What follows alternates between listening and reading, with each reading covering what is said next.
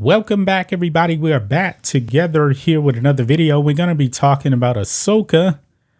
It came on last night, and we told you guys that we would actually review Ahsoka together, and it was okay. Not as good as expected, but like I said, I didn't get my hopes up for this show. Disney Star Wars is not that great. Now, Dave Filoni made this. And what are your thoughts on this show? How did you feel about it?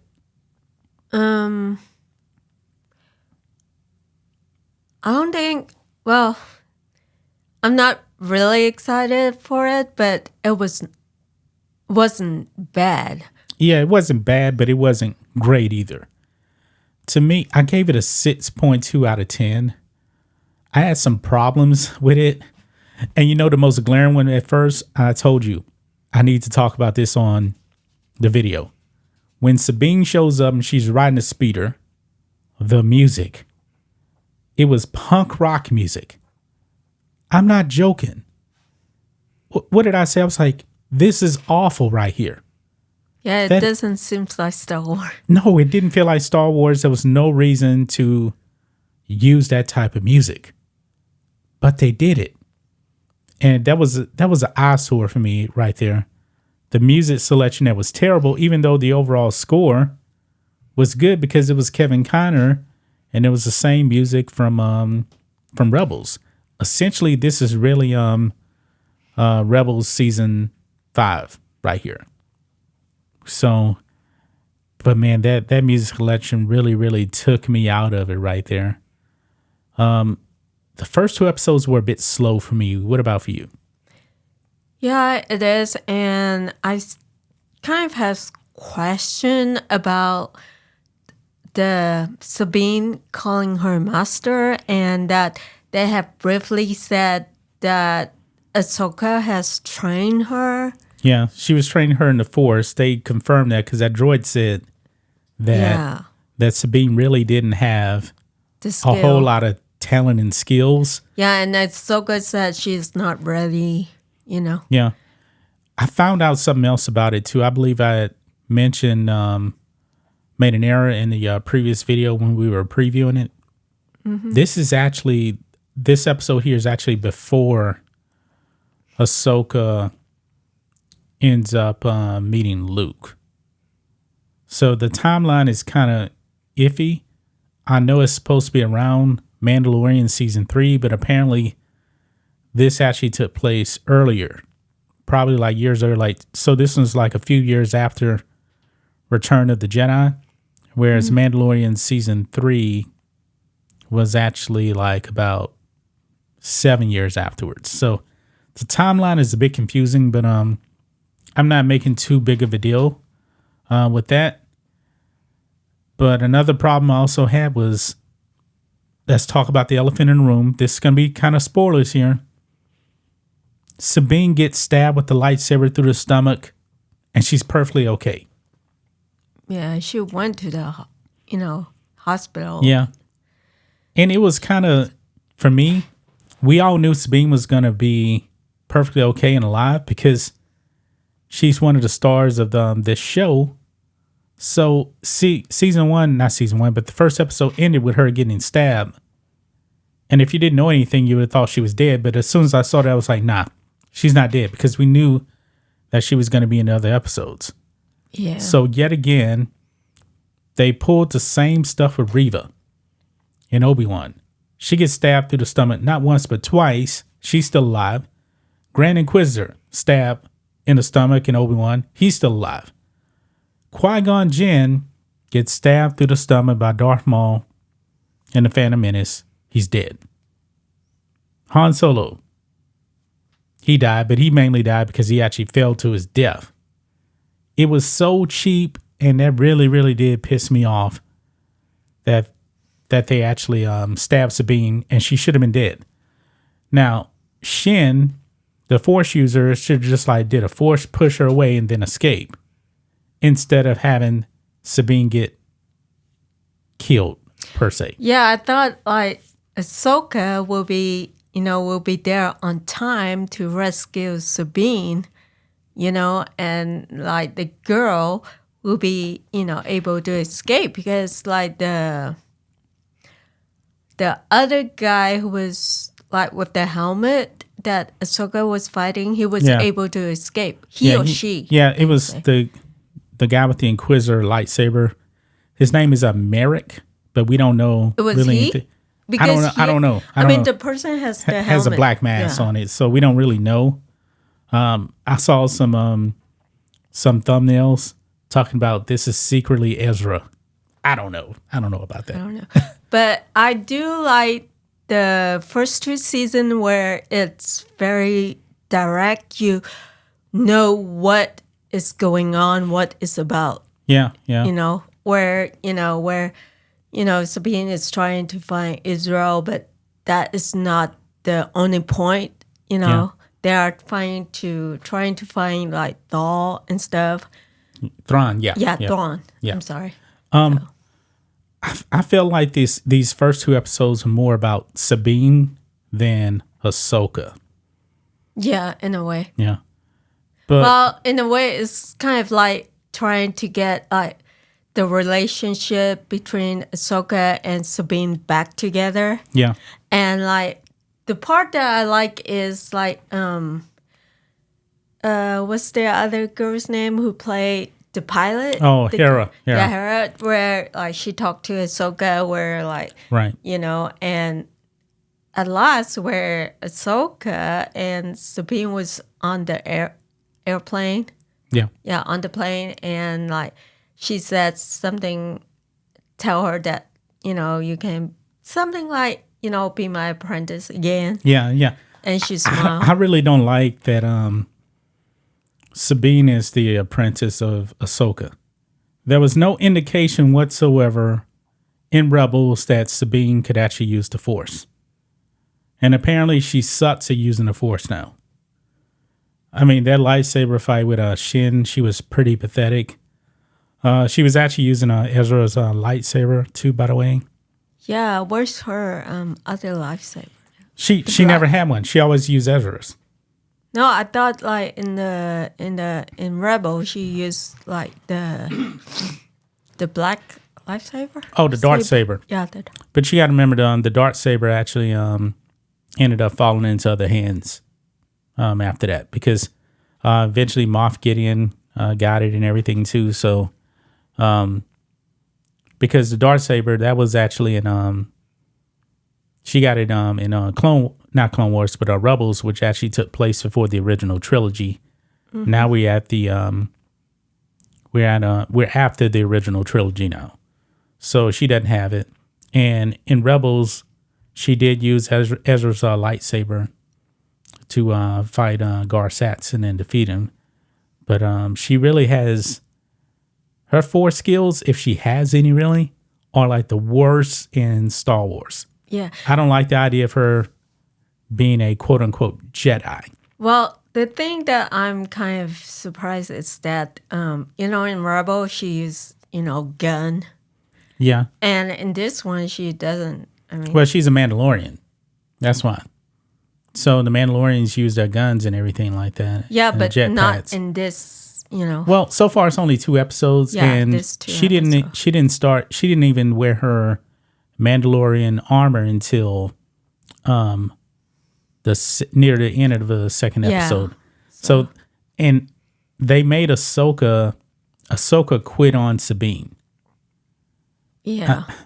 I noticed she quit on Anakin, but that was mainly because the Jedi basically didn't trust her when they put her on trial in the Clone Wars. I get why she walked away.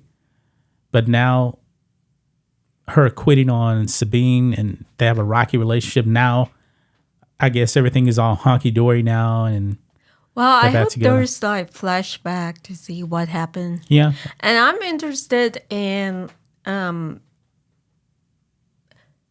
the new they are not Jedi, but yeah, you know. the new bad guys, they're not really on the light, they're not on the dark. You're talking about Baylan Skull, who actually survived Yeah. Order 66. He's the master, and Shin is his apprentice. We still don't know his complete angle.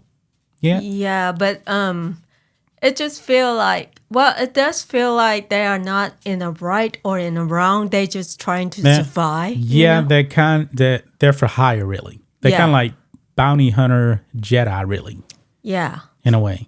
And in this, like in the first two episodes, it seems like, like some people are not fighting for the empire or like the other side. They are just trying to survive, Yeah. Well, you did have Empire sympathizers Yeah. that tried to attack Ahsoka and Hera, and they ended up getting arrested right there. I do not like Mary Elizabeth Winstead as Hera. The cartoon version of Hera is way better than what we've seen so far. When she got hired to play Hera, and I saw the trailer, I was like, I'm not feeling her in this trailer as Hera. And so far, that seems to be confirmed. It seems like the only reason why she actually got this role is because Ewan McGregor, who plays Obi-Wan, that's his girlfriend, or I think they got married now. That's his wife. Okay. I don't like her as Hera. I don't. Chopper's in it, and I wanted more Chopper. Chopper is actually Chopper. Yeah, I like Chopper. When it comes to Disney Star Wars droids, they got it right with Chopper. Chopper is a very, very good droid. I like Chopper a lot. Yeah. Well, I think like Sabine, she does kind of, the attitude act like Sabine in Rebel. So Yeah. Yeah, but overall, this show, so far, 2 episodes, it has not really been focused on Ahsoka. And there's only 6 episodes left. This is a limited series right here. Of course, that could be a season 2. But it was, the first episode was really more focused on Sabine. yeah. Do you think like in the beginning where like in the opening where, the the other ship got a signal from like they said it's a Jedi Oh, code. Jedi Code, yeah. Do you think like where like the leader like he just made decisions so fast where Oh, the like captain? the captain. Well, the captain didn't believe that there were Jedi, but Baylan Skoll was a Jedi. It was an old Jedi code from the Clone Wars. Yeah, but do you think it's kind of fast where he just like go out and talk to the guy instead of like examining? Well, I guess he didn't really believe that that they were really Jedi anyway. I guess he thought they were just imposters, and they weren't really serious. But they were serious because Yeah, they they killed him. And then they got the Night Sister out. Yeah, we found out that what's her name? Morgan Elsley. I don't know her, but she was in Mandalorian. Yeah, she was in Mandalorian. She is a Night Sister of Dathomir. So that's confirmed. We saw a little bit of magic, because there was a MacGuffin, the little map, of course, trying to find Thrawn. I don't know how I actually felt about that. But the first 2 episodes, to me, were kind of mediocre. But for Disney Star Wars, they were really good for Disney Star Wars because one good thing I'm going to say about the show so far, it looks cinematic. It does not look cheap. Some of the stuff like you saw in like Book of Boba Fett, it looked cheap. Mm-hmm. It looks like this should have been in a theater. Yeah, it's not bad. I mean, it's not bad, but it's not great Star Wars at all. Yeah, there's still questions. I just kind of want to watch the next episode, the third episode. I mean, there's like I was wondering where's the in Rebel the creature. Zeb, there's no Zeb. Zeb. No Zeb is in this episode, and no Agent Callus, because Callus he flipped from the Empire to the Rebels. Haven't seen them. Don't know if they're actually going to be in it. This is a very, very female focused show so far, but I kind of expected that because I believe that you need to watch Rebels to understand this show. Yeah. Because Ezra, of course, he's disappeared. Kanan is dead. And I'm pretty sure that Zeb is going to show up. Remember, he showed up in Mandalorian season 3. I believe they did that for a reason to say, hey, he's actually going to be in this show. And I do believe that he will be in this show. Yeah. I have one question. Okay, in Rebel, like they kill off like Kanan. Yeah. And do you think like there's any purpose for them to kill him off and not in this show? Yeah. Well, they should have killed off Kanan in Rebels, because the thing is, when you start seeing all of these other Jedi show up after the original trilogy, it undermines what Yoda told Luke in Return of the Jedi. He said, when I'm gone, the last of the Jedi will you be? And it made sense for Kanan to die before the original trilogy. Yeah, but then in this show, there's two, Yeah, well, Balin, he should not be alive. Ahsoka should not be alive. We know that from the Obi-Wan show that Quinlan Vos is still around. He shouldn't be alive. Yeah, so like they've had all these little stragglers still keep showing up, undermining the original trilogy. Yeah, so what's the point of killing like Kanan when in this Ahsoka show where they have two Jedi? Yeah, well, I don't think Dave Jedi. Filoni is never going to kill off Ahsoka. So. That is his one creation right there. And technically, she should be dead. She should be. But this is Disney Star Wars, man. They refuse to actually rebuild the Jedi Order with Luke. And apparently, they're going to be doing that with Rey. Oh, my God. Well, in the original one, I thought like Obi-Wan is the only survivor. Well, Obi-Wan and Yoda. Yeah, and Yoda. Yeah. And that's the way it should have been. But, oh, no. Let's pop out some Jedi out of nowhere. So Balin Skull is around now. So doesn't make any sense at all. And you know what? Mm-hmm. Anakin, his whole arc was that he wanted to save Padme from death. Well, guess what happened in the sequel trilogy? Rey dies, and guess what? She's brought back to life. It doesn't make any sense. It was pretty dumb. I don't even consider those movies canon at all. But when it comes to the show, it's average for the first 2 episodes. We know we're going to get Hayden Christensen coming in. I'm pretty sure that Luke is going to be coming in too. I think that we're going to see the meeting of Luke and Ahsoka in this. And it'll be pretty cool, if we saw Luke and Ahsoka with Force Ghost Anakin. That'd be pretty cool. So I don't know if we're going to see it or not, but maybe we will. But I think that's got to wrap it up, guys. That is our review here of Ahsoka, the first 2 episodes. Let us know what you guys think about this. If you've seen it, we'll be back tomorrow with another video. Until then, be safe. Goodbye.